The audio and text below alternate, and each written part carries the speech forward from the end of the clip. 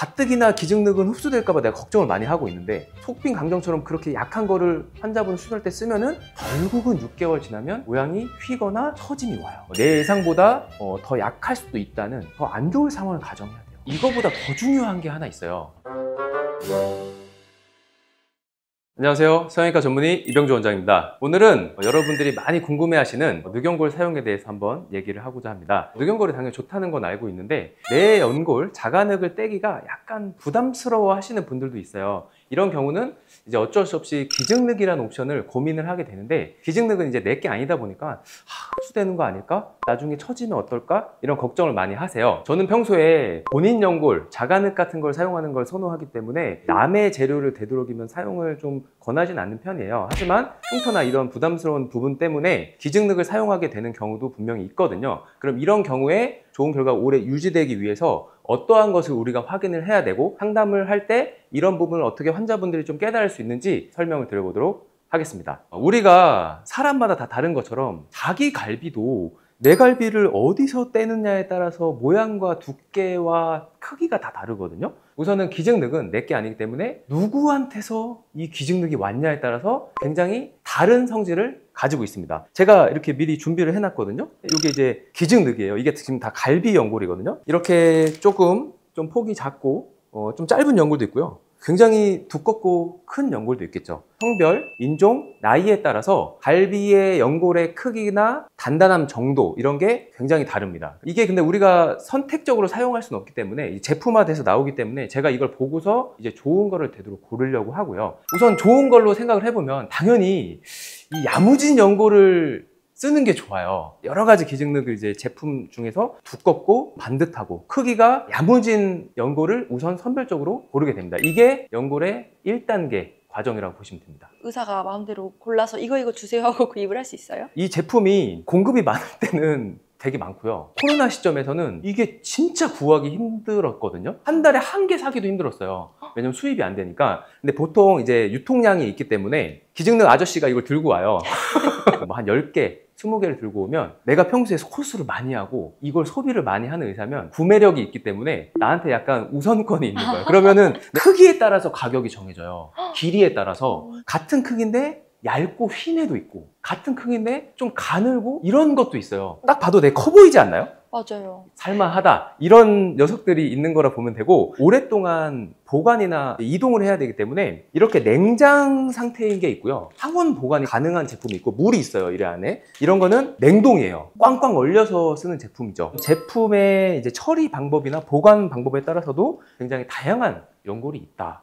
이거는 근데 겉모양이에요. 실제로 수술을 하면은 이제 쓸 때 내가 원하는 모양으로 이렇게 지금 이렇게 늑연골이 있다면 이걸 이제 자르기 시작해요. 이렇게 슬라이스를 해서 자르는 거죠. 이걸 잘라보면 이 느낌이 또 속에는 좀 다른 느낌이 나와요. 이제 늑연골은 항상 와핑, 갈비가 곡선의 형태를 띠고 있기 때문에 이런 연골 자체도 곡선의 형태가 많이 있어요. 그래서 곡선 그 와핑이 잘라내고 나면 그 휘는 느낌 30분에서 1시간 정도 경과를 하면은 그 휘어짐의 정도가 좀 더 바뀌어요. 보통은 더 휘게 되죠, 일반적으로. 그리고 냉동 상태이냐 냉장 상태에 따라서 변하는 정도도 달라요. 그래서 기증늑은 오히려 30분, 1시간 정도 보면서 이게 녹아서, 그리고 와핑이 어느 정도 일어나는지를 확인하고 수술을 하게 돼요. 반듯하고 잘 유지되는 형태를 써야 되고요. 요쪽 라인 다 이거 200~300만 원짜리 하나에 되게 비싼 연골이에요. 내가 만약에 잘랐는데 만일 석회화가 되어 있다, 뼈처럼 이건 연골이기 때문에 부드러워야 하는데 가끔씩 되게 딱딱한 석회화가 된 연골이 있어요. 겉에서 보면 알 수 없어요. 왜냐면 이걸 잘라봐야지 알거든요. 잘랐는데 안 잘리네? 이러면 석회화가 있는 거고, 그 부분을 쓰기가 되게 어려워요. 내가 원하는 모양으로 다듬을 수가 없으니까. 반대로 너무 흐물흐물거리거나 안에가 으스러지는 경우가 또 있어요.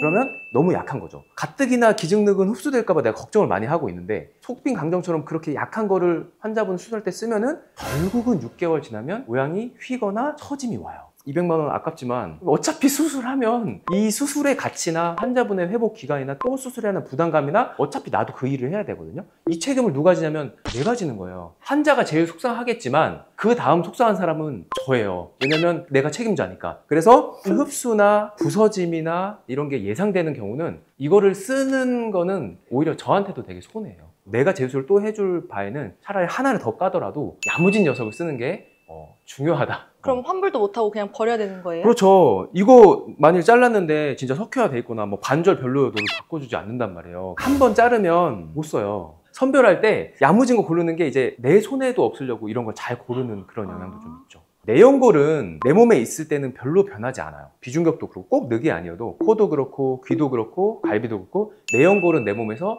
별로 변하지 않는다. 근데 얘는 약간 흡수되거나 약해질 것을 저는 이미 예상을 하고 있어요. 그렇기 때문에 두께감 있게 써야 돼요. 항상 내가 원하는 강도가 있으면 그래 이 정도면 됐어가 아니라 그 정도로 했는데 흡수가 되면 그 강도에 60%, 70%, 80% 떨어지게 되어 있거든요. 그러니까 너무 얇게 쓰면 안 돼요. 내 예상보다 더 약할 수도 있다는 더 안 좋을 상황을 가정해야 돼요. 좋을 거라고만 너무 생각하면 안 되고 내가 실수를 할 수도 있고 아니면 얘가 진짜 약해질 수도 있고 환자분이 다칠 수도 있고 좀 더 악조건을 상상해서 조금 더 여유 있고 두께감 있게 써주는 게 좋다. 기증늑의 선별 및 사용에 대해서 말했는데 이거보다 더 중요한 게 하나 있어요. 이 기증늑이라는 걸 쓸 때는 항상 내 연골을 같이 써준다. 이게 제일 중요한 거예요. 이거를 아무리 좋은 거를 고르고 해도 얘 하나만 믿으면 안 된다. 얘는 분명히 내게 아니기 때문에 내게 아닌 거는 흡수가 되거나 변동이 생길 수 있다. 그런 경우는 내 연골을 같이 쓰는 거예요. 근데 자간흙을 쓸 때는 귀중력 당연히 안 쓰겠죠. 그러니까 이런 거를 쓸 때는 내 연골이라는 거는 비중격,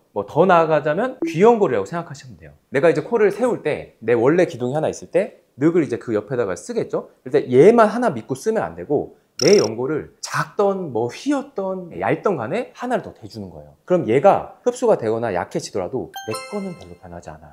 내 거는 처음부터 약하고 얇고 휘었을 수는 있어요. 하지만 그게 급변해가지고 갑자기 사라지거나 약해지거나 그러지 않아요. 그래서 이 내연골을 같이 써요. 이게 핵심 포인트입니다. 실제로 이 내연골을 함께 써서 기증력이 흡수가 되거나 변하더라도 보험을 들어놔야 돼요. 그럼 환자분들이 상담을 할 때 제 연골 같이 넣어서 써주세요 이런 식으로 진행이 되는 건지 아니면 기증능 할 때 애초에 옵션을 주시는 건지. 저 같은 경우는 이게 너무 당연한 거라서 기증능 쓸게요 이렇게 되면은 당연히 비중격이랑 기증능을 같이 쓰는 거예요. 근데 가끔 환자분이 상담 오면 저는 비중격 안 쓰고 기증능만 쓰고 귀를 쓴다던데요? 이런 질문을 하실 때가 있거든요. 근데 이렇게 하면은 코가 처질 수 있어요. 물론 비중격 대신 귀를 이제 기증능이랑 같이 써줄 수도 있는데 늑이라는 재료는 항상 이 비중격의 대체제라고 보시면 돼요. 어느 병에서도 기증력을 쓸 생각이 있으시다 그러면은 비중격을 같이 쓰는지 안 쓰는지 확인해 보시면 돼요.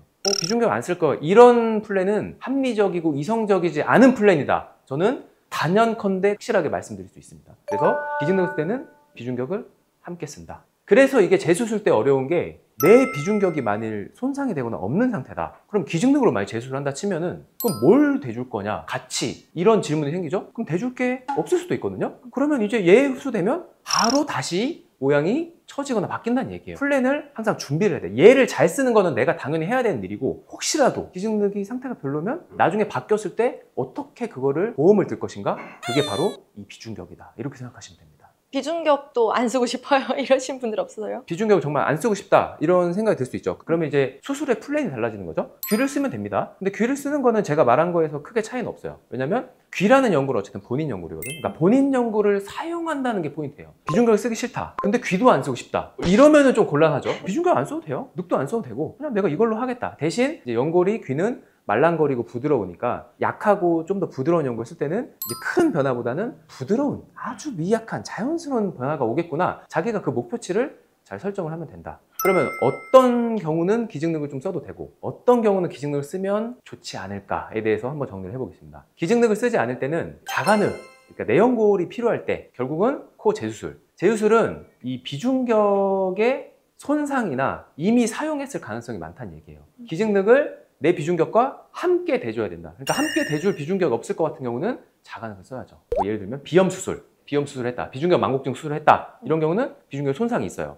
그런 경우에는 같이 대줄 게 없으니까 기증력보다는 자간흙을 쓰면 좋다. 내 코가 피부가 굉장히 두껍다. 코가 커요. 복코 아니면 들창포 이런 느낌이 날 때는 피부에 저항이 되게 강해요. 피부가 무겁다는 얘기예요. 그 무거운 거를 누르면 이 기증력이 당연히 처지거나 더 강한 힘을 버틸 수 있어야 되거든요. 그런 경우에는 내 연골이 좋다.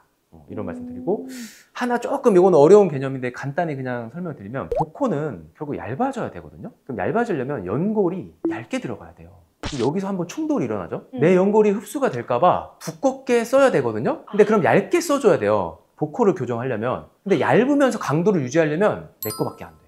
코가 큰데 복코다. 그러면 기증늑을 쓰면 코가 안 작아질 가능성이 되게 많아요. 그리고 비중격 만곡증, 비중격이 원래 많이 휘어있다. 휘어있다는 얘기는 이 수직 방향의 힘을 버티기가 좀 어려워요. 약간 이렇게 굽어 있거든요. 그러면 얘가 버티려면 더 강한 힘이 필요가 되고, 이런 경우는 되도록이면 뭐 내연골이 더 좋죠. 기증늑이 괜춘할 때, 이럴 때는 그러니까 비중격이 괜찮을 때죠. 아무런 손상이 없고 부모님이 주신 모태코 그대로일 때. 근데 거기다가 그 코가 적당하다. 적당하다는 얘기는 뭐 복코나 뭐 이런 게 심하지 않고 피부도 적당하고 코가 들려있지도 않고 코 높이도 적당하고 이럴 경우에는 큰 힘이 필요 없어요. 제가 수술해주는 많은 매부리 코나 높은 코들은 전 늑을 안 쓰거든요. 그냥 실리콘도 안 쓰고 그냥 비중격 귀여운 걸로 끝내거든요. 그리고 다들 잘 지내거든요. 그렇다는 얘기는 늑이 없어도 코를 할 수 있어요. 늑을 무조건 필요하다는 그 개념이 아니라 자기 필요에 맞게 재료를 쓰면 되는데, 거기서의 포인트는 이 내연골들이 결국 야무지게 일을 해주고 있기 때문에 그게 되는 거예요. 이렇게 적당한 조건, 나쁘지 않은 조건에서는 기증늑을 써도 당연히 문제가 없을 가능성이 많죠.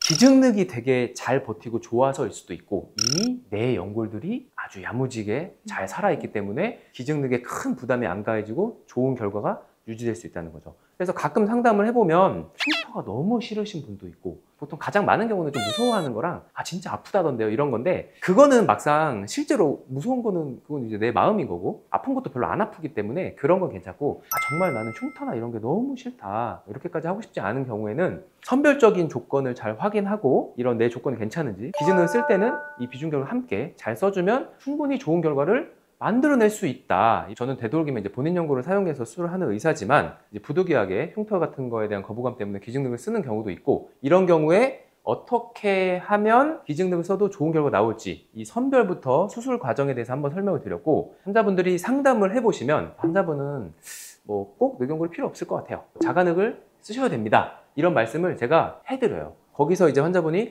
원장님 저 되도록이면 늑연골 안 쓰고 싶은데요. 그러면은 그게 아예 늑연골 없이 가능할지, 아니면 기증늑으로 충분할지 제가 알려드려요. 그리고 이런 내용을 알고 있으면 이제 자기가 상담을 받을 때 과연 이 원장님이 어떠한 준비 과정을 통해서 기증늑을 썼을 때도 흡수가 되지 않고 좋은 결과가 유지될 수 있는지에 대한 생각을 들을 수 있어요. 이런 준비를 하고 있으면 기증늑이 뭐 내게 아니어도 충분히 그 차후에 일어날 일을 대비할 수 있다, 이런 말씀 드리고, 조건에 맞춰서 좋은 재료를 써서 좋은 결과를 만들어낼 수 있다는 말씀, 기증을 써도 충분히 좋은 결과가 나올 수 있다는 말씀을 드립니다. 이상 이병주 원장이었습니다. 감사합니다.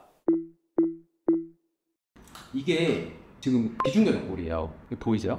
이 비중격 연골이 생각보다 되게 얇아요. 이 비중격이 되게 두꺼운 정도 되고, 일반적인 비중격은 한 이 정도 두께거든요. 그러니까 얘를 얇게 만들면 비중격과 정말 흡사해져요. 그래서 늑이 되게 좋은 재료예요. 근데 사람들은 늑이 두꺼우니까 이걸 두껍게 쓰면 뭐 코가 막 엄청 딱딱해지고 이럴 거라 생각하지만, 내가 어떻게 다루냐에 따라서 거의 이거와 비슷한 느낌으로, 비중격과 비슷한 느낌으로 만들 수 있어요. 그래서 이 비중격도 이렇게 말랑말랑하지만 이 수직 방향의 힘이나 이런 거에서 되게 생각보다 잘 버텨요. 이런 힘에서는 엄청나게 잘 버텨요. 그래서 코를 만들 때 이 기둥에서는 항상 이런 판상형 재질을 연골을 쓰는 걸 좋아하죠. 그러니까 귀연골로 아무리 잘한다 해도 이 원래 비중격 같은 느낌을 만들 수 없기 때문에 결국 요즘에 자가늑이나 이런 늑을 많이 쓰게 되는 것 같아요.